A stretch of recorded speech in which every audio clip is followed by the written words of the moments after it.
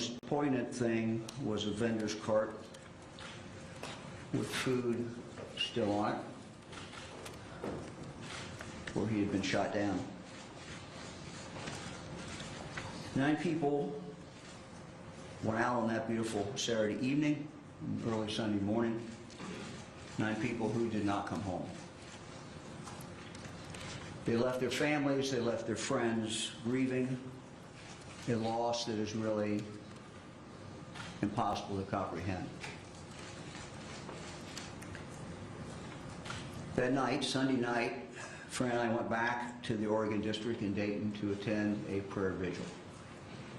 It was a beautiful, peaceful night, just as it had been the night before. A great Ohio summer night. As Fran and I climbed up to the platform and we looked out, it was amazing the number of people who were there. As far as we could see, there were people literally down the street. A testament to the resiliency of Dayton and the great Miami Valley.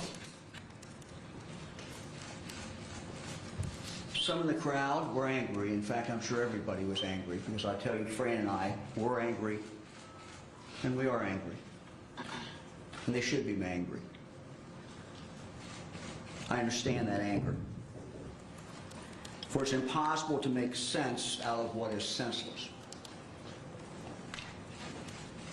Some chanted, "Do something." And they were absolutely right. We must do something. And that's exactly what we are going to do. Today I'm announcing the following initiatives, the following actions. Number 1, safety protection orders. We have to empower people to get help for family or loved ones who may be a danger to themselves or a danger to others. People who have mental health challenges, alcohol or drug problems, have violent tendencies, and have access to firearms. Deadly combination. Police and sheriff's deputies also need to be able to activate the criminal justice system when they find an individual in that situation. When they find someone who is in danger, who is a danger to themselves, or who's a danger to others, and has access to a gun. That's why today I'm asking the legislature to pass a law to allow courts to issue safety protection orders. Now I'm going to explain this in detail, because details are important. These orders, which would be granted upon clear and convincing evidence, would allow the removal of firearms from potentially dangerous individuals and get them the mental health treatment that they need, get them whatever help that they need. Individuals could be subject to a safety protection order if they present an imminent risk of injury to themselves. Suicide, for example. Or they present that risk to another person because of mental health issues, because of drug dependency, chronic alcoholism, or other serious conditions. These concerns, of course, must, our Constitution demands it, be balanced against the individual's right to keep and bear arms and their due process rights. My proposal will allow the state of Ohio to file for temporary orders. A hearing under my proposal, this ultimately will be up to the General Assembly. A hearing would, under this proposal, be held within 3 days of the filing, or sooner. The individual would have all the traditional due process rights. The temporary order could be granted. A temporary order could be granted if the state shows by probable cause that a person is a danger to themselves or others and has access to firearms. If the temporary order is granted, it would require the person to surrender all firearms to law enforcement. If granted, a hearing would then be held, a second hearing, within 14 days to determine if an extended safety protection order should be granted. In this hearing, all the same traditional due process rights would apply. If the court would then find by clear and convincing evidence that the person is a danger to themselves or to others, the extended order would be issued. Under an extended safety protection order, as we envision it, the court would order a mental health assessment. The individual would be required to undergo any recommended treatment. The individual would be prohibited from purchasing or possessing firearms. And any firearm order would continue to be withheld from that individual. In lieu of law enforcement keeping the firearms, an individual could have them sold on their behalf to a federally licensed firearm dealer. Extended orders would last for a period of 6 months and could be extended with another petition and another hearing. An individual could apply to the court any time after 3 months for a return of his firearms, only if the person could prove by clear and convincing evidence that they were no longer a danger to themselves or others. That is during that period of time. Initiative number 2. We must have increased access to the citizens of the state of Ohio, for the citizens of the state of Ohio, to our state psychiatric hospitals. We have a problem in this state. We have a problem with people who are not violent, who have been sent there by a court, who could be sent someplace else. And these individuals are occupying space that we urgently need today. And I'm calling on the General Assembly to take action in this area. Inpatient psychiatric care is limited in Ohio, making it difficult for individuals and families to access the level of care when it is needed. Over the past 2 years, Ohio's state psychiatric hospital capacity has become predominantly used by patients who are court-ordered to the hospital for restoration to competency to stand trial. This week, for example, 79% of the adults in our state psychiatric hospitals are court-ordered there. Many of these patients are nonviolent offenders. Many are misdemeanors. They are there simply in the hospital, pursuant to a court order, to learn how the court process works. It's the only reason they're there. Surely, together, we can find another place for these individuals to obtain that help, and that help being understanding how the court system works so they can proceed with trial. This education certainly can be done outside of these hospitals, freeing up critical beds for people who in fact do need hospitalization. The people I'm talking about coming out of the hospital are people who don't need inpatient psychiatric care. But there are other people in Ohio who clearly do. To accomplish this, the General Assembly will need to pass changes to the revised code to create a community-based misdemeanor competency restoration process. I'm calling on the legislature today to do that. Action number 3, early intervention, schools. We have a serious mental health crisis among many of our children in the state of Ohio today. It is growing worse. So many of our children have been negatively impacted by trauma. The trauma can take many forms. It can be living with an addicted parent. It can be seeing violence on the streets, seeing violence in the home. It can be all the problems that come from horrible poverty. The result is that the suicide rate among our young people today breaks your heart. It just breaks your heart. All the facts of the Dayton tragedy are not yet known, and they will be coming out in the days and weeks ahead.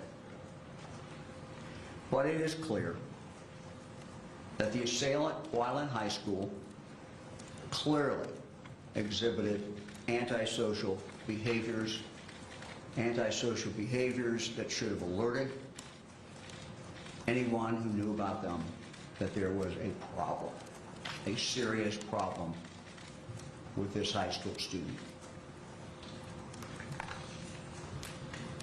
I'm told by the specialists that half of mental health conditions problems start by the age of 14, half, and 75% are identified before. Providing early intervention helps young people recover more quickly and have better outcomes with their education. It helps them build positive relationships with family and friends, and it helps them have healthier lives throughout adulthood. As part of the budget that has been approved by the General Assembly, and I know Senate President Larry Alhoff was here, I was told a moment ago. Thank you, Senator, for joining us. Appreciate it very much. I talked to the Speaker yesterday as well, and the two minority leaders about what I was going to present. And I want to thank the General Assembly. Under this budget, we are investing $675 million for what we are calling wraparound services. These clearly can be used, and it's our intent for much of them to be used for mental health services for children. These are for addressing social and emotional challenges that our kids are facing, from suicide prevention to the effects of substance use crisis. And all of these things, teachers tell me, impact their ability to teach the child in the classroom. By providing funds to every school district, these schools can design tailored programs, working with their local mental health providers or other social service agencies to help these kids earlier in life. The earlier that we can intervene in children's lives and make a positive difference, clearly the better it is. Action item number 4.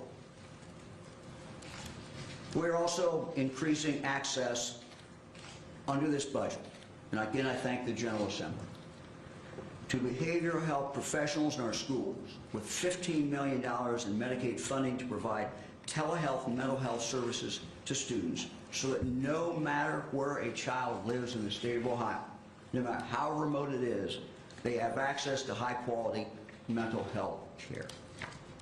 This, coupled with the wraparound services, will make a huge, huge difference. We move to action item number 5.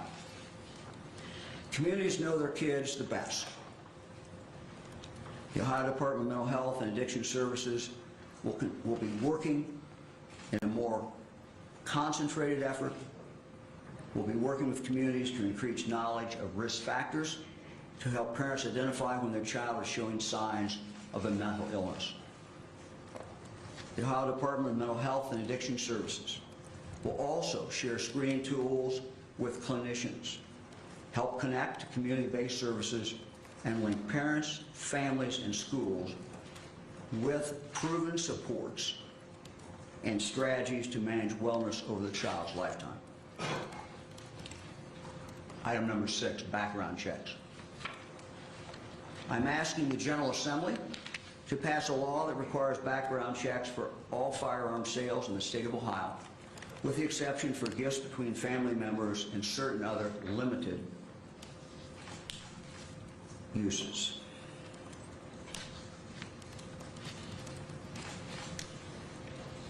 Number 7, an unbelievably high number of Ohio citizens are being killed as a result of chronic gun violence in the streets and in neighborhoods of our cities. Mayor, thank you for being here. Friends, Mayor Gunther, who talked about last night. Why we mourn those who were killed in Dayton. We should not forget the other Ohio citizens, our brothers and sisters. That includes many times children who are innocent victims of random violence and not so random violence. We cannot forget those individuals who are dying every day in our cities and across our state. We have to deal with those individuals who are inflicting that violence. Law enforcement officers have told me for years that the majority of violence in a community is being perpetuated by a relatively small number of individuals. We did a study a few years ago which absolutely confirmed that, going back to 1977. The vast majority of criminals in this state do not commit violent crime. We must target those who commit the violent crime. We must go after them, and we must take them out of our communities. Far too often, criminals who have absolutely no right under Ohio law to possess a gun are using guns nonetheless. That's who we have to go after, the criminals. This must stop, so I'm asking the General Assembly to increase penalties on violent felons who continue to illegally possess or use guns. Number 8, illegal possession of a firearm by a violent felon. We must increase penalties for violent felons and other people who are found with a gun that they do not have the legal right to possess. The crime of having weapons while under a disability, which is what it's called, is currently a third-degree felony punishable by a maximum of 3 years in prison. I believe that this is a crime that for a first offense should be a second-degree felony punishable by 2 to 8 years in prison, and for a subsequent offense should be a first-degree felony, which is 3 to 11 years. Excuse me. Item number 9. Possession of firearm while committing a felony. We should increase penalties for people who commit felonies with a firearm or who possess a firearm while committing a felony. Current law allows for an additional penalty of 1 year when a person possesses a firearm while committing a felony. This should be increased to a mandatory additional 1 to 3 years. Item 10. Using or brandishing a firearm while committing a felony. We must increase penalties for using or brandishing a weapon when committing a felony. Current law allows for an additional penalty of 3 years if a person uses or brandishes a firearm while committing a felony. This should be increased at a minimum to a mandatory 3 to 5 years in prison. Again, these are my recommendations to the General Assembly. The General Assembly will, I hope, act upon all of them and exercise their judgment on these. Item number 11, the problem of straw purchasers. We must increase penalties for those who buy guns illegally for other people, a practice known as straw purchasing. Now, straw purchasing is illegal under both Ohio and federal law today. However, the Ohio law must be toughened, and I intend to do that. All too often, firearms obtained through these straw purchases are used in serious violent offenses. I am asking the General Assembly to increase the penalties for those who purchase a gun illegally for another person. Today, the illegal purchaser of a firearm, the straw purchaser, this is the person who actually purchased it for the other person, through a straw purchase, that penalty is a third-degree felony punishable by up to 3 years in prison. We must increase the penalty for a straw purchaser to at least a second-degree felony punishable by 2 to 8 years in prison. Number 12, I'm also asking the General Assembly to increase the penalty for a person who possesses a firearm. This is the person through the straw purchase who got the firearm. And when they get that firearm that they know was obtained through an illegal or fraudulent purchase. When a person possesses a firearm they know was fraudulently obtained, that person should be punished in the same manner as the person who bought the firearm, and that's 2 to 8 years. Number 13, we should increase penalties for people who illegally furnished firearms to minors. Ohio law provides very well for father to give that gun to son. This is done all the time. We have hunters, but that's not what we're talking about. We find too many of our kids are carrying guns on the streets, often with tragic consequences. So adults who illegally furnished firearms to minors must be held accountable. Today, improperly furnishing a firearm to a minor is only a 5th-degree felony, up to 12 months in prison.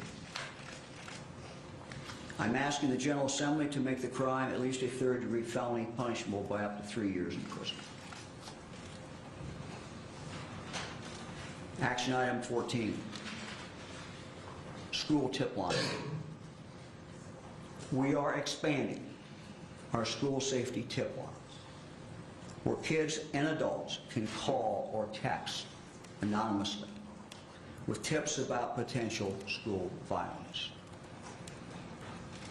I'm calling on Ohioans today to utilize that tip line. The number is 844-723-3764. 844-723-3764. We will have that on our website. Tom, it'll be on the public safety website, I believe, as well, and again, we're asking for people to step up. When you see something, when you hear something, do something. And we want to make sure people understand that they have the ability to make that call. They can certainly always call their local police, they can call their local sheriff, call somebody. So we're expanding that school safety tip line. Let me talk about the world of social media. While each one of the mass shooting tragedies in this country is the same, but it's also different. And the lessons that we learn from one should be applied, and it should be cumulative to the lessons we learn from all. But one of the things that we have seen is that time after time, the assailant, when you go back, you see on social media, the signs were there. They were there. We should have caught them. In the 24/7 world of social media, threats can and do arise at any time. Our hub, is what it's called, at the Ohio Department of Public Safety, is expanding. I told them to expand their ability to monitor and track potential threats on social media and to share that information with local law enforcement and with schools. We now have the ability through software to target specific phrases, specific words.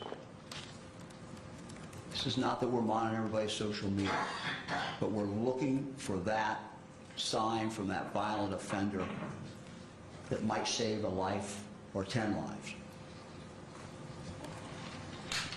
We will be in touch when we find things with the local schools and local law enforcement partners. Item 16, the budget that was approved by this General Assembly also includes nearly $9 million to help harden soft targets like nonprofits and religious organizations to make their facilities more secure.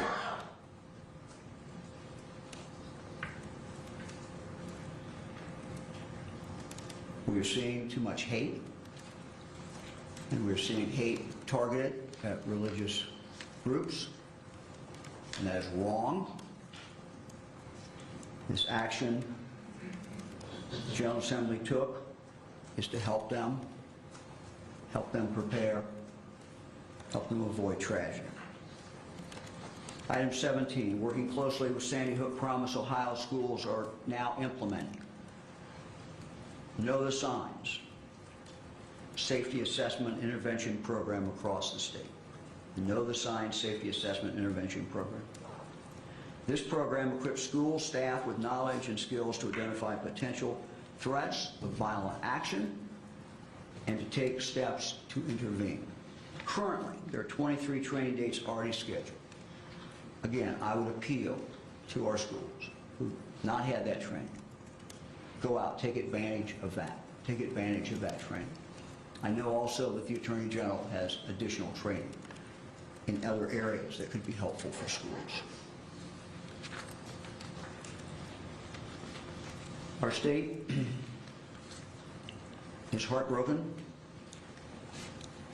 The fabric of our society has been torn. We are shrouded in deep sadness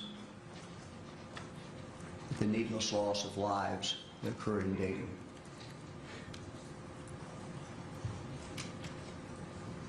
As Fran and I were there on Sunday, I thought about the parents who had lost children, children who had lost parents, friends who had lost friends. Now more than ever, we need to come together. We must come together as the much larger Ohio family. Because when one family grieves, all of us grieve. We have an obligation to each other. We have an obligation to include, not exclude people. We have an obligation to help others. We have an obligation to look out for each other. If someone is showing signs of struggle, problem, we must help, and we must not turn away. There is a saying that, and I quote, tragedy should be utilized as a source of strength. And, quote, no matter what sort of difficulties or how painful the experience is, if we lose hope, that's a real disaster. End of quote. So now's our time to be strong.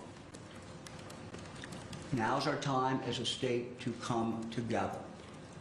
Democrats, Republicans, liberals, conservatives, everybody come together. And I'm calling on everyone to do that. Look, we might have some differences.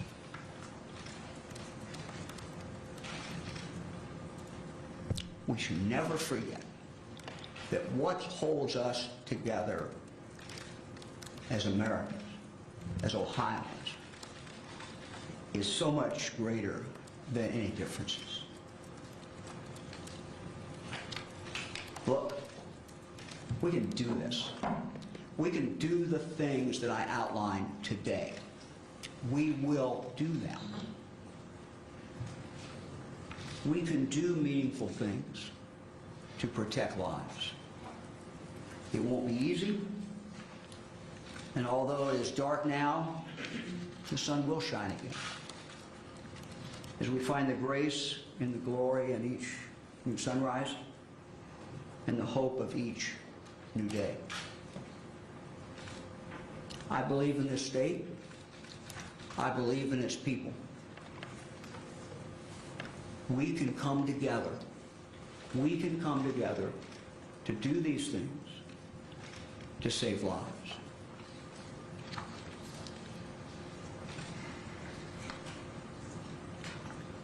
Let me just add,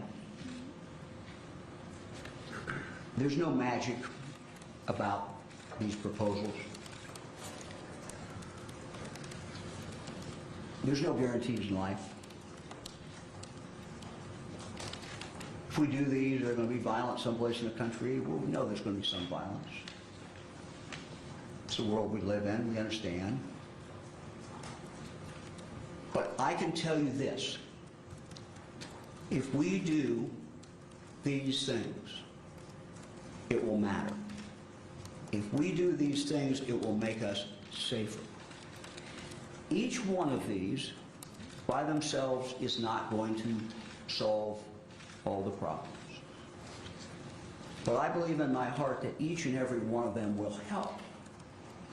Each and every one of them will lessen the chance of violence. Each and every one of them will make this a better state and make this a stronger state.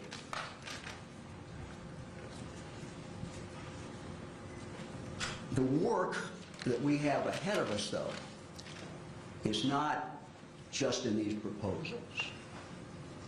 And if you look at these proposals, quite frankly, particularly in the area of mental health,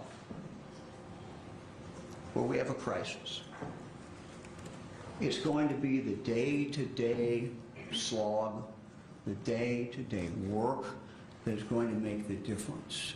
It's the blocking and the tackling. I'm not the football player, John is, but it's you got to do it every single day. But I can tell you, if we're committed to do this, we can do it. If we're committed to making sure young kids have more access to mental health, if we're committed to reducing the trauma that they experience, we can make a big, big difference. Let me say something to my home, the Miami Valley, and to the specifically to the people in Dayton. We will spend the next few days burying the dead. We will spend the next few days hoping and helping that those who have been injured, helping them recover, praying for them.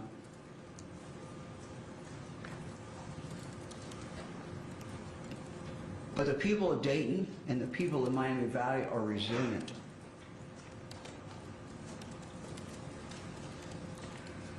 If anybody has a doubt about that, they should have been there Sunday night, or as far as you could see,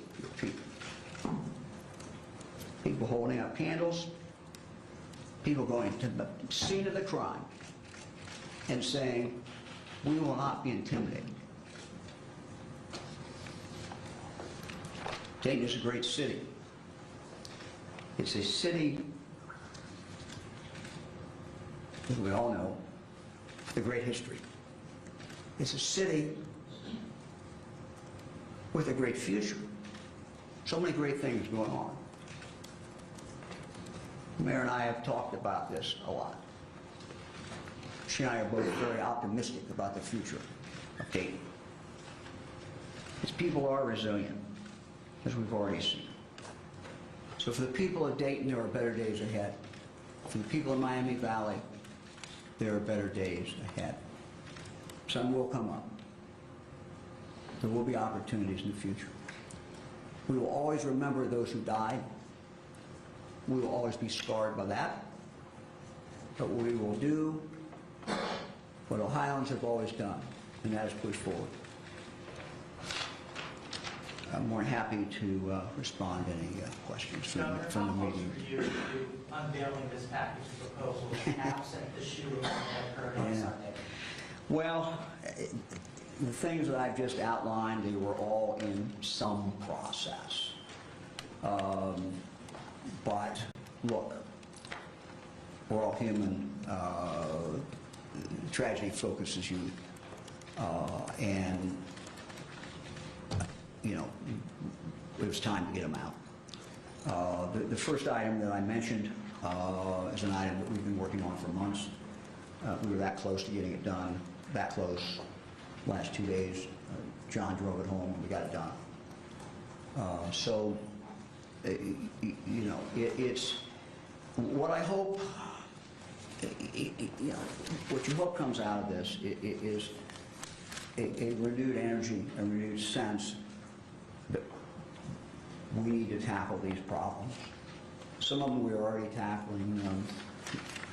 This gives us a harder push. All of us, I think, all of us in Ohio to do these things. How is the safety protection order proposal different from what John Cusick proposed last year, and why do you think it's more likely to get done? I can't tell you exactly what was in the governor's proposal, Governor Kasich's proposal. I will tell you that, I'm going to let John answer this in a moment, but we were very careful to try to do something that would matter and that would work, but at the same time something that clearly protected due process and guaranteed those individuals due process. Let me just add one more thing before I turn to John. One of the things, in answer to the previous question, that I hope comes out of this is once this is passed by the General Assembly, people know about it and use it. Each one of us, I think, certainly anybody who's been as close as I have to law enforcement, can come up with examples of where we had someone who everybody in the town knew had a problem. I can think of one guy who had and I won't say where it was, but he had long-term mental health problems everybody knew about. He was an alcoholic, and he had an arsenal of guns. And everybody sort of knew the day was coming, but nothing, for whatever different reasons, nothing got done. So what I hope comes out of this, not only that we pass the law, but that people understand that it can be activated. Now, due process is there. And John, you want to say anything? Trying to address the specific question, what was different, is that we sat down with the Second Amendment community. They are here today. We invited them to be here and to be part of that process. Their major concern was, is there due process under the law? And in this provision, we provide due process under the law. If somebody is an immediate threat, the police can remove them. That exists in our current law. But then there will be a due process through the court system that will then give the ability for any weapons that the individual has to be taken by police. But it won't just happen at the police's discretion. It will happen at the order of a judge. That was the primary difference and the sticking point on these issues. And instead, so we brought people to the table to have the discussion, to work it through. There will certainly be discussion about it as it goes through the process, but that's the primary difference between what was referred to as a red flag law and what we are referring to, which is different than that, is a safety protection order, which provides due process. And let me just also emphasize, excuse me, but let me just also emphasize, when we say safety protection order, we kind of wrestle with what to call it. The idea is that you're going to eliminate some suicides by doing this.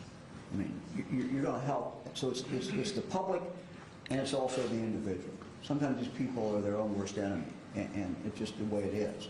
So you're going to save some lives there. You can save some lives out in the community. Who else? Lieutenant Governor, can you walk through the specific step-by-step process by which the safety protection... Let me just... Okay, this is in our prepared statement. It's what I read. That is the exact process. It is a two-step process, but every stage there is protection. Now, I think it's literally, we can get you my statement. It is there. I mean, it is a process that is activated. It's a process that is activated initially by a family member or by the police. And I think that's what, so if you have somebody else out in the community who is seeing this, they can go to the police and report that. Then you start through the process. And there is basically what I would call a temporary order that hearing is from 3 days, and then you flip right over into a more permanent order. But in both of those, due process has to take place. All the due process, right across exam, all of those things. So you got to get service on the person. In other words, you have to notify them. They have to have the opportunity to come to court. So it's all the procedures that we are so used to in our criminal justice system and that you know so well. So you're saying that the 3-day period after the judge signs the order, the temporary order, they will be able to keep their guns for that time? No. We hope that judges will put this on a rocket docket, and we'll deal with it and get the people in and serve them, get them served, make sure they have their due process, and get them in there. What we are saying, we hope it happens much sooner. What we're saying is the judge would have 3 days to do this, that first hearing. We would then say after that order, and there's a different standard of proof there, then you would flip over into the permanent hearing, which would have to be within 14 days. So Governor, can I Yeah, John wants to add I want something. to add a practical issue so that you understand, because I spoke with law enforcement about this. I spoke with people from the Second Amendment community. We tried to thread the needle on everybody's concerns. But if somebody is an immediate threat, taking their guns does not remove that threat. You need to remove the person from the situation and then go through the due process to take the weapons away if the judge so orders. Because there are many other ways to commit violence other than with guns. And so if a person is an immediate threat, we need to remove them and either pink slip them and put them in a mental health facility, or put them in jail so that this process can take place. It's not seizing somebody's property without due process. That was the stick, that was the issue that couldn't get resolved in the past. We've worked with voices across the broad array of concern, and we believe we have those sorted out. And this is heavy. John makes a very good point. What we presented to the General Assembly is heavy on helping that person. Now, it's not punitive. We want to protect them from themselves. We want to protect them from hurting somebody else. But if you look at that proposal, it calls for help going directly to that individual. And that's what, it's very heavy on that. And we believe, unlike in the past when it failed, that we have brought people together and this can pass and become law and begin to be implemented sooner, rather than having the old fights that ended up in inaction. Governor, the Dayton killer had a 100-shot, double-barrel, extended magazine, 41 shots, apparently fired in 26 seconds. Was any consideration given to limiting the capacity of the magazine? Look, there are a lot of issues that we could talk about. There are a lot of issues that, quite candidly, if you're serious about getting results, I'm kind of a results-oriented guy, some of these things have to be done at the federal level. John, you want to add anything to that? No, I think that's sufficient. Governor, Wait a minute. the people of Toledo all throughout the state want to know, why does it take a tragedy to get in the paper, to get this in front of the legislator, to get people to actually vote? Look, as I indicated, there are, a lot of this was in the works. In fact, all of it, I think. There may be some exceptions, but I'm not aware of anything that was not already in the works. Part of this is, I have made this very clear throughout this crisis, that we're going to do things that matter, we're going to do things that are constitutional, and we're going to do things that can get passed. So making sure something can get passed is a key. You'll find, after 4 years or 8 years with me, I'm bottom line, results oriented. I don't do a whole lot of things just to be doing them. So our job is to get results. Our job is to get something passed. And so getting it in the proper form, for example, our item number 1, which you're just talking about, we needed to make sure that we had the buy-in, that we had the assistance from the Second Amendment community, because if we presented that bill to this General Assembly without that, the bill would go nowhere. So what I owe the people of the state is results. I don't owe them rhetoric. Rhetoric's fine, sometimes there's occasion for it, but what they want, and what I've heard year after year from the people of Ohio, is fix the problems, help us make things better. That's what this proposal does. But as far as the timing of all of those, that's why we're trying to get these things in a way that we can get them passed by the General Assembly. Governor, what conversations have you had with legislative leaders that would suggest they're more prepared? I have talked with all 4 legislative leaders. I had those conversations yesterday. I have said to them, we will get you copies of it. I tried to outline in broad brush strokes what we were going to do. I also said to them, I fully understand that the General Assembly will do what the General Assembly does, which is hold hearings and look at these things. You know, these are all things that I believe can pass. These are all things that we can get done.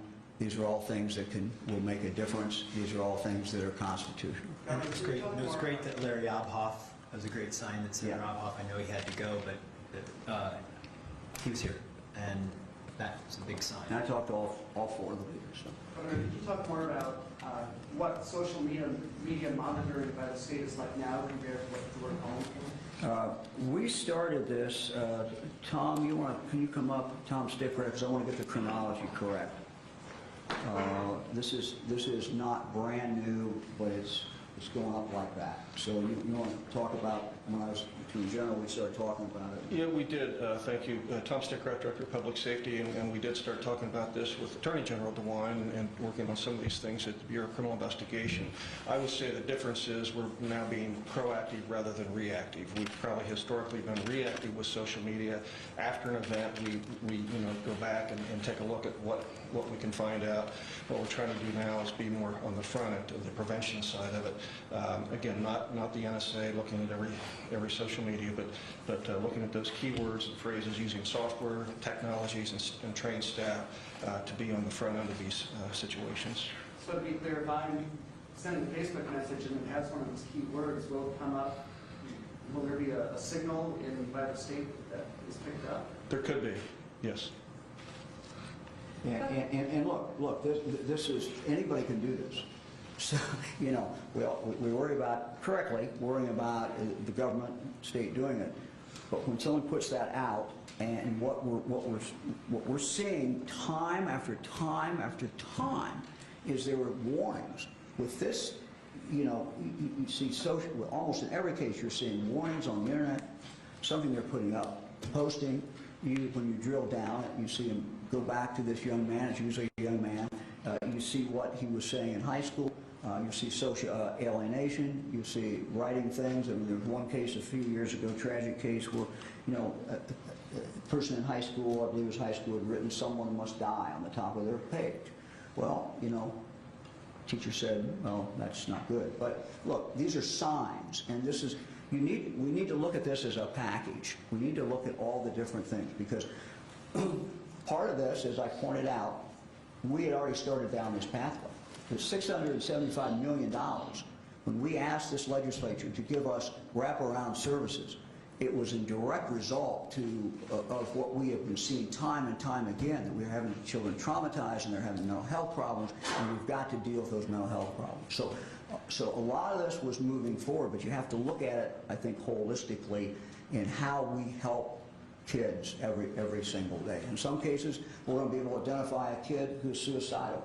In other cases, we may identify a young person who is exhibiting all kinds of bad signs that in, you know, a few years or not a few years, they'll turn into a killer. So it all comes together. How important is it for the General Assembly to take all of these proposals to heart and not just cherry pick the ones that might be look, each one is important. Each one should be passed. I see no reason that all these cannot be passed. I expect the General Assembly to do its constitutional duty, to look at these issues, to hold hearings, to bring in interested parties. But we have tried to put together these proposals that are constitutional, that make a difference, and that we think we can get passed. Now, I'm not saying it's going to be easy. I'm not going to say it's going to be easy. But to get back to a question that was asked a moment ago in reference to folks in Toledo, the momentum that has been created by this horrible, horrible tragedy, you know, I think is putting a spotlight on this. You're reporting it more. We'll talk about it. Everybody's looking at it more. Now is a window of opportunity for us to change things, to do what we need to do. Governor, thinking of the Connor Betts situation, Thinking of what? I'm sorry. Of Connor Betts and Dayton, who along that pathway would link a child like that when he was in high school to the mental health services you're funding? Was it the parents, the students on the school bus? Was it the teachers, the law enforcement? Because this... They're all, look, first of all, we don't know all the facts about him. More facts keep coming out. As the news media does the good work it does. But the answer is all of the above. If you look at the combination of all the different things, either that we have already set in place, in motion, in this budget, that was, for those of you who are not from Ohio, was passed in July. In that budget and in the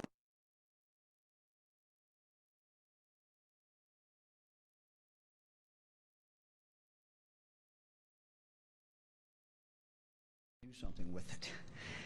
And so one of the things we heard from teachers is, well, we don't know what to do with it. Or, you know, we need to be tied into the social services. So if you look at where our thoughts are, and again, I've gotten some questions from superintendents about, well, where is this $675 million over 2 years supposed to be spent? What can we spend it on in regard to the wraparound services? The answer is, this is something you can spend it on. And what we envision you doing is not, you know, creating it out of whole cloth. Use those resources to tap into the local community resources. The resources that are already in the community with the Adam H. Board or other ways to get that. So the answer is all of the above. Governor, the wraparound money is targeted to low-income students. Do you have assurances that better off districts will have the money capacity to provide mental health services for students? Every school district under this budget will get money. We did what we have done and this legislature has done and tried to make sure every school had the resources to do that. And when you look at it from that perspective, what you do is you allow the poorer school districts with more poorer kids to have more resources because they don't have other resources. So yes, I am hopeful and confident that every school has the ability to do this. We also have money in there, we didn't talk about this, but which is related. We also have money in there in regard to our social emotional learning, which is we have put under the broad category of how we help young people avoid going down the pathway of addiction. So we didn't even talk about that in there, but that's a part of this as well. Governor, could you characterize your conversation with the president, and do you know much about his visit to Ohio and the fact? I do not know much about the visit. My understanding is the president is coming tomorrow, and you know, I was invited to be there. I've talked to the mayor about the visit, but I don't at this point know the final details of what they're going to do. Was there a second question, Jim? Well, just the value of having the president come here. What does that do for us or the nation? Look,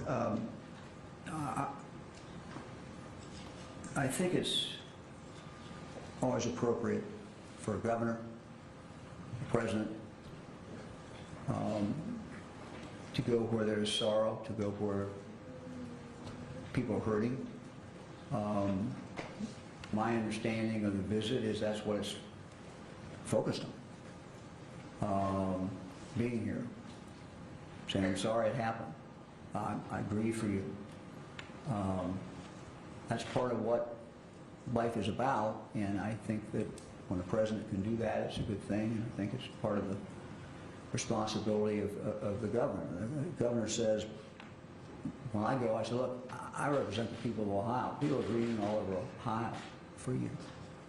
When the president comes, he can say that about the country, and in both cases, it happens to be true. Governor, these reforms after mass shooting are often like a firework. They burn bright, capture everyone's attention, and then they fade away. What makes this time different? Well, you're going to have to be the judge of that. I don't have a crystal ball. But these are doable proposals. These are things that really will matter. These are things that we can get done. Not saying it's easy to get it done, but, you know, we look at results, and what matters is results. And can we do things that will make a difference, that will make our children safer, our community safer, our friends safer, our family safer? We look at that every day. I mean, that's the job of the governor. As I said, all of these proposals were in some different phase, and we knew that in some cases we could do it ourselves through executive order or through our agencies. We were down that pathway, but we also knew others. We, through our system, need to go to the General Assembly and to get the General Assembly to pass them. And so this is a window of opportunity, and let's not mess it up. Let's not miss this opportunity. This is our opportunity to do these things. It doesn't appear that a background check would have shown much in the case of the Dayton shooter. Why was that something that you felt like? Thank you for the question. Since this tragedy started on Sunday morning, I've made clear that every one of these shootings is different. Everyone's the same in some respects. Most of them involve a person who's marginalized for whatever reason. Usually it is a male, usually someone in that range of age. But they're different. And if we, after a tragedy, only confine ourselves to doing those things that would have prevented this tragedy, we're missing a real opportunity. So we need to look at all these tragedies together. And quite candidly, we also use this opportunity to look at other problems that we have that might be somewhat related. For example, you'll see in here proposals that I thought about a long time, and I tried to get passed when I was the Attorney General, and we didn't really get much passed. And you know, we've been preparing to take to the General Assembly, having to do with violent people out on the streets and targeting repeat and violent offenders. So we have an obligation to use this as an opportunity to pass things and get things done that are going to save lives. What all of these have in common is I am convinced their implementation will save lives. No magic about any of this. I can't guarantee we won't have other tragedies, but what we have to do is to continue to chip away at this, and we have to continue to do things that make a difference and that matter. So we look at this not confined. If we only confine ourselves to the facts of this case, we will come up with a very limited answer to our bigger problem. Yeah, John. On the whole package as it relates to guns, the difference is that we focused on keeping guns away from people who shouldn't have them, either for mental health reasons or because they've broken the law and can't legally possess firearms. And we did all that without infringing on the rights of law-abiding citizens. That's why we work with the Second Amendment community. That's why we've asked them to be here today, because it's going to take all of us to get this done. And we can't finger point and we can't draw lines in the sand. We have to bring everybody together to do it. We have to listen to the details, and we have to work together to get this accomplished, and I believe we can. And what the governor outlined today is that he's not just focused, we're not just focused on one issue. We're broadening the conversation about a lot of the brokenness that's out there in our world today, on the mental health front, on the opioid front and the addiction front that he has been such a great champion of.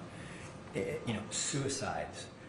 All of these things will, as a package, play a part of helping to save lives for people all across the landscape of Ohio. And let me just add one other thing, kind of as a PS. My friends in the mental health community, I think would want me to point out the obvious, which is that the vast, vast, vast majority, in fact, way over 90% of the people who have a mental health problem are not violent at all.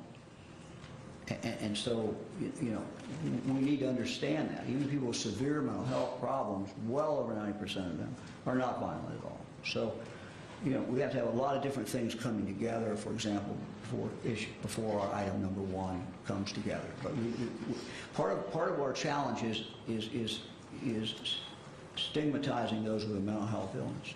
We've got to start treating people with a mental health illness like they had cancer or they had some other problem, medical problem because it is a medical problem. And that's something we got to get over. And we're making progress, but we got to do a better job. And that's part of what some of these programs are trying to do. Governor, there are several proposals, pro-gun proposals in the State House right now, stand your ground, constitutional carry, or permitless carry. What do you think about the future of those types of proposals? Look, I think we need to get this done first. Look, my position and John Houston's position in regard to the Second Amendment have not changed. Our positions on those bills have not changed. But we need to do this because we need to assure people that these specific actions are being taken. Thank you all very much.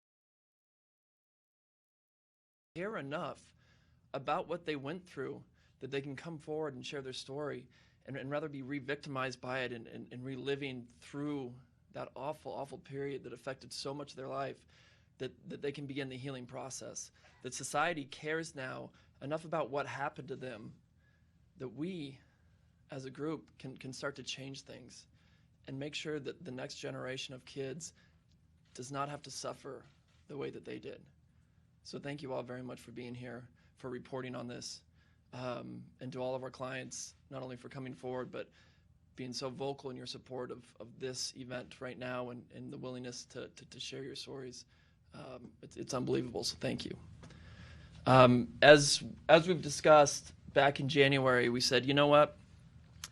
If the Boy Scouts are looking to potentially skirt their liability through a Chapter 11 reorganization, we need to make sure that the kids that were abused in their care know that it's time to come forward, otherwise they may lose their legal rights to do so.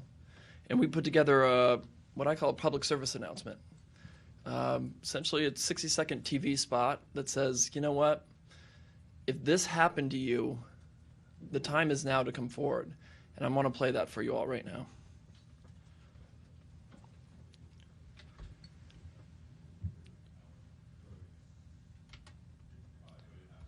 It happened in thousands of scout troops across America. For decades, countless innocent children were sexually molested by adult scout leaders. The Boy Scouts of America's own secret files reveal that since 1910, they admitted into scouting thousands of child molesters that it knew or should have known were unfit to work with children. We are attorneys representing survivors of scout leader sexual abuse. If you were abused in a scouting program, you are not alone. Come forward and get the help and healing you deserve. Protect tomorrow's children, identify your abuser, and help put a stop to the cover-up. Even if you've been told that you were too late for justice, new laws may allow you a path to significant financial compensation. Call Abused in Scouting at 888-99-SCOUT or go to abusedinScouting.com for a free confidential consultation. We have skilled and compassionate people standing by to take your calls. If our lines are busy, please call again. Call now. So we It rolled that happened in- TV spot out in early February. And as Stuart alluded to, you know, it was a little slow at first. People had to see it a few times. People had to feel comfortable enough to call us. But once the phone started ringing, I mean, they have not stopped. To date, as indicated, we've signed over almost 800 cases of people coming in, and we put together an interactive map that shows exactly where each of these incidents occurred. And it's at abusedandscouting.com, and I'm going to put this up on the TV screen as well.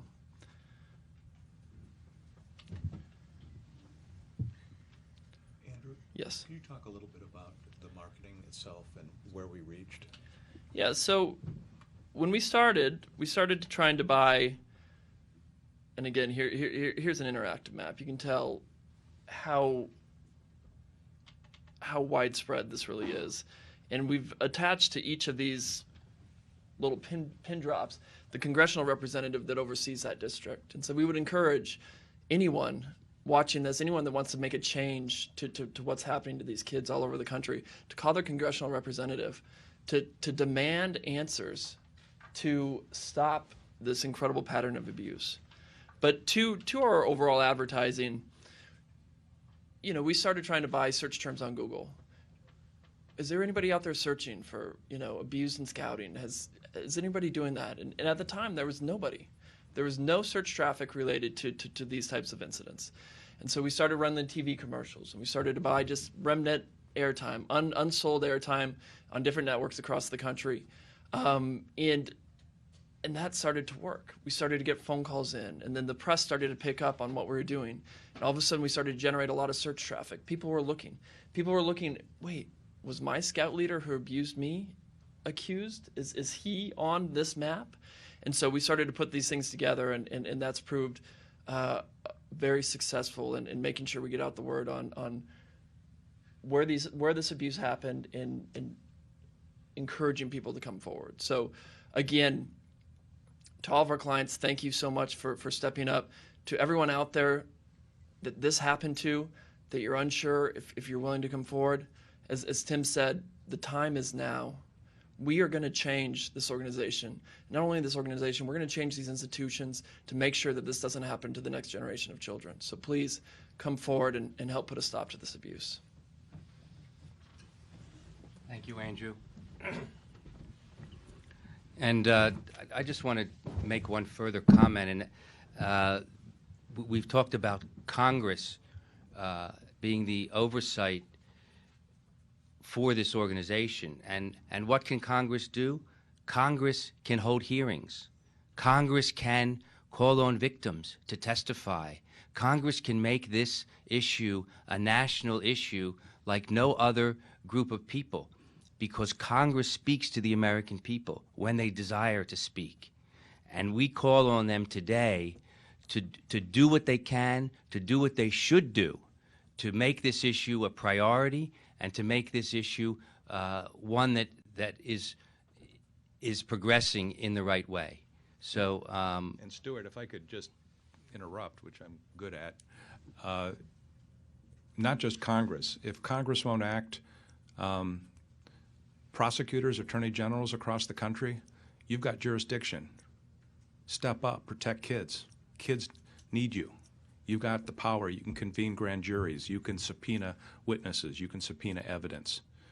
Again, we're talking here not just about the BSA National, headquartered in Texas, but the hundreds of local consuls and district executives around the country that are also implicated in this cover-up. So there is both a national body that's ultimately responsible, but also state and local prosecutors can play a role too. And you are correct, Tim, because as we know, in the Catholic Church Archdiocese scandal, many attorney generals around the country have impaneled grand juries. And in Pennsylvania, in fact, there have been 3 grand juries impaneled, one recently as 2 years ago. So this is an opportunity for every state attorney general to get involved, and every prosecutor that wants to protect children has an avenue to do so. So with that, I'll open it up for questions. If we have a microphone, wait for the microphone to come to you and identify your credentials, if you will, with your question.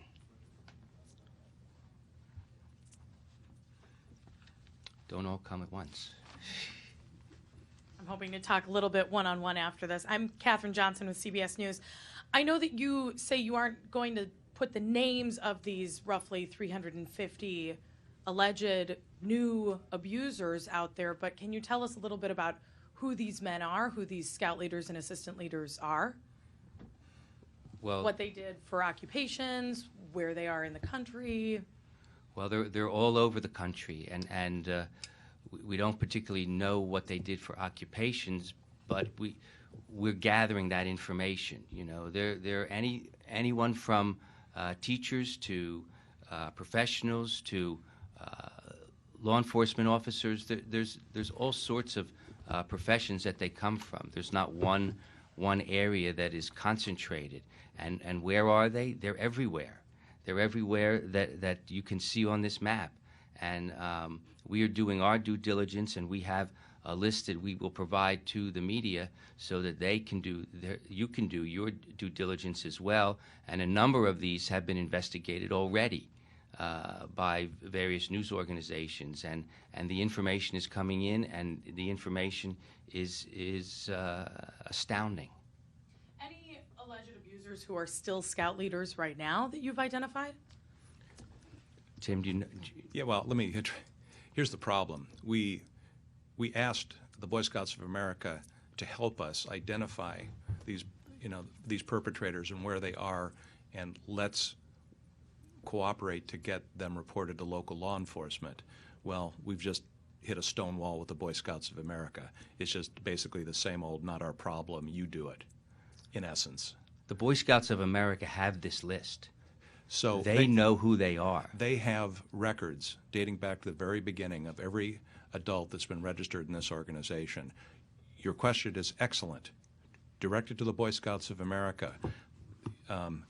This is available to you, to all the media. Start asking the Boy Scouts of America to start digging through their records. Who are these men?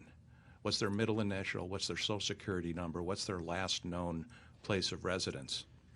Then you do your digging and tell us. Are they teaching in schools? Are they in Big Brothers, Big Sisters, boys clubs? The answer is yes, they are, because this is a compulsive, obsessive disorder.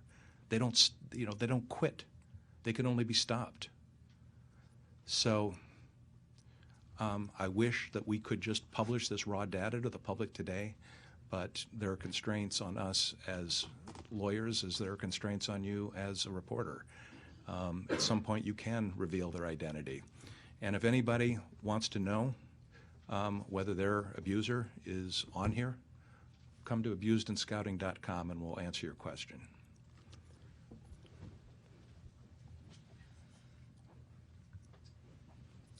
Hi, Ariana Freeman, also with CBS News. So I'm trying to figure out the map a little bit more, because I'll go back and take a look at it. So these are all 800 of the victims that have called one of you four and have reported a case. And as soon as someone calls you, do you double check that and then put them on the map? Or is this just everyone that has called you saying that they have a case that they would like to report? So they call us and we open a dialogue with them and we try to find out what happened to them. And they report on the troop that they were with, the city and state that they were a scout. Oftentimes the troop sponsor, usually a religious organization, but not necessarily. And then they recount the name of the abuser and where and when it happened. And we verify where that location is, and we plot it longitudinally and latitudinally on this map. And so, each one of these dots represents where that alleged incident occurred, based on what the client is telling us. And, I've personally talked to hundreds of these brave men who have come forward. My staff has talked to, thousands more, and it's pretty easy to hear the facts of the case as they describe it. I mean, they can still recall the smell of the room, the smell of the man that crawled into their sleeping bag. I mean, it's powerful narratives, and based on our good faith and the narrative that they're relaying to us, then we'll put them up on the map. I'd like to make an important clarification. This doesn't necessarily represent